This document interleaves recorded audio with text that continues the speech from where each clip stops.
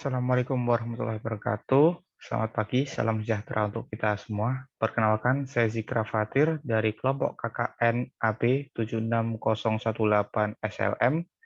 Kali ini saya akan mempresentasikan mengenai sosialisasi peta rawan bencana longsor, yaitu merupakan program kerja pendukung saya untuk melanjutkan program kerja utama berupa pembuatan peta rawan longsor. Oke, langsung saja kita masuk ke outline yang akan kita bahas pada pagi hari ini, yaitu adalah satu, pendahuluan, dua, apa itu bencana longsor, tiga, faktor-faktor penyebab bencana longsor, dan keempat, peta rawan bencana longsor Dusun Jali. Oke, masuk ke pendahuluan. Kondisi topografi di Dusun Jali masuk ke dalam rangkaian pegunungan Sewu, mengakibatkan topografi memiliki relief berombak dan berbukit. Berdasarkan perencanaan tata ruang Kabupaten Sleman 2011 sampai 2031, Kelurahan GM Harjo merupakan salah satu kelurahan dengan tingkat kerawanan bencana longsor yang besar. Hal ini dapat meningkatkan dampak bencana yang mengancam kehidupan masyarakat serta berdampak terhadap kemunduran sosial ekonomi. Nah, langsung kita masuk ke outline yang kedua, apa itu bencana longsor atau bencana tanah longsor. Tanah longsor merupakan peristiwa terjadinya pergerakan tanah seperti jatuhnya bebatuan atau gumpalan besar tanah yang terlepas dari bagian utama bukit atau gunung. Tanah longsor umumnya terjadi di kawasan pegunungan. Faktor-faktor apa yang menyebabkan tanah longsor? Nah, di sini saya juga akan membahas sedikit tentang bagaimana cara membuat peta rawan longsor, apa aplikasi yang digunakan, serta bagaimana cara mencari data-datanya. Oke, yang pertama itu adalah curah hujan. Curah hujan merupakan ancaman tanah longsor, biasanya dimulai pada bulan-bulan meningkatnya intensitas hujan. Saat musim kering yang panjang akan menyebabkan penguapan air di permukaan tanah dalam jumlah besar, lalu muncul pori-pori atau rongga tanah, kemudian terjadi retakan dan rekahan. Nah, curah hujan sendiri ini bisa diambil dengan dua cara datanya, yaitu berdasarkan data BMKG, kemudian dihitung curah hujan per tahun, atau mencari dari website tiap kabupaten. Misal di sini saya dapat peta curah hujan, bentar.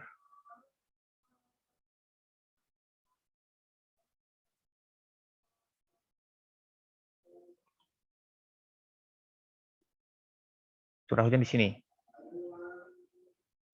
Nah, ini merupakan peta curah hujan yang saya dapatkan dari pemerintah Kabupaten Sleman, yang mana GM Harjo terletak pada pojok kanan bawah di sebelah sini. Nah, yang merupakan memiliki intensitas hujan yang 2000 sampai 2500 mm per tahun. Nah, itu salah satu cara mencari data curah hujan.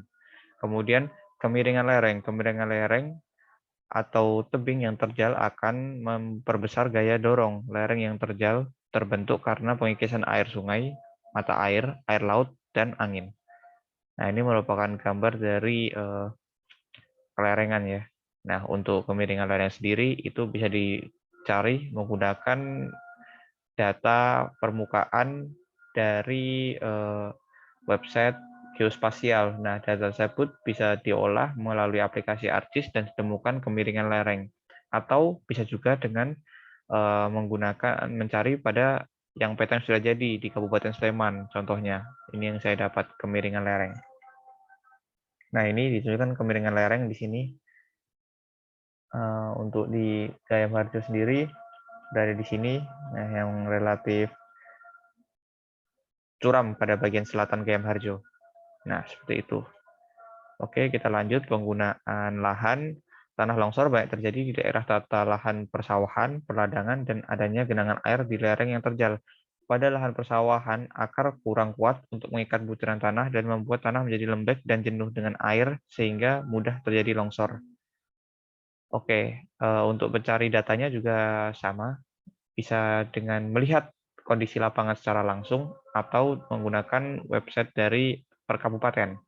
Kemudian 4, tanah yang kurang padat dan tebal. Jenis tanah yang kurang padat adalah tanah lempung atau tanah liat. Jenis tanah ini memiliki potensi untuk terjadinya tanah longsor, terutama bila terjadi hujan. Selain itu, jenis tanah ini sangat rentan terhadap pergerakan tanah karena menjadi lembek jika terkena air dan pecah jika udara terlalu panas. Kemudian yang kelima itu data batuan. Pada umumnya, batuan endapan gunung api dan batuan sedimen berukuran pasir dan campuran antar kerikil, pasir, lempung kurang kuat. Batuan tersebut akan mudah menjadi tanah jika mengalami proses pelapukan dan umumnya rentan terhadap longsor apabila terdapat baca lereng yang terjal. Nah, untuk data batuan sendiri ini sebenarnya bisa diambil juga melalui pengambilan data secara langsung, yaitu mengelilingi sekitar desa untuk melihat sampel-sampel batuan pada desa tersebut. Nah, tapi bisa juga berdasarkan data batuan regional dari Jogja sendiri atau mungkin Sleman saja, seperti itu. Oke, masuk ke peta rawan longsor Gayam Harjo.